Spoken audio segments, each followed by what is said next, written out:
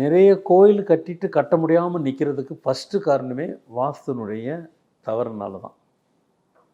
எந்த சிலை வந்து எந்த இடத்துல சாமி எந்த இடத்துல வைக்கணுங்கிறது மாற்றி வச்சாலும் அந்த கோயிலை கட்ட விடாது. அப்போது வாஸ்துங்கிறது பொதுவாக வீடுங்களுக்கு பார்க்குற வாஸ்து வழிமுறை வேறு, கோயிலுக்கு பார்க்குற வழிமுறை வேறு, ஃபேக்ட்ரிக்கு பார்க்குற வழிமுறை வேறு, அப்பார்ட்மெண்ட்ஸுக்கு பார்க்குறது வேறு, ஃப்ளாட்ஸுக்கு பார்க்குறது வேறு. அதெல்லாம் இருக்கட்டும்.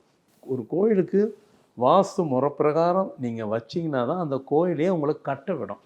அப்போது வாஸ்துங்கிறது நாம் நினச்சிட்டு இருக்கிறோம் வீடுங்களுக்கு தான் நம்ம வாஸ்துலாம் பார்த்துக்கிட்டு இருக்கிறோம் அப்படின்னு எல்லாரும் நினச்சிக்கிட்டு இருக்கோம். கோயிலுக்கு கட்டாயம் வாஸ்து இருந்தே ஆகணும். எந்த இடத்துல எது இருக்கணும், நவகிரகம் எங்கே இருக்கணுமோ அங்கே இருக்கணும், விநாயகர் எங்கே இருக்கணுமோ அங்கே இருக்கணும், மூலவர் எங்கே இருக்கணுமோ அங்கே இருக்கணும், ஆஞ்சநேயர் எங்கே இருக்கணுமோ அங்கே இருக்கணும், சண்டிகேஸ்வரி எங்கே இருக்கணுமோ அங்கே இருக்கணும். எந்தெந்த கடவுளும் அந்த கோவிலை சுற்றி மூலவர் சுற்றி எங்கே இருக்கணுமோ இருக்கணும்.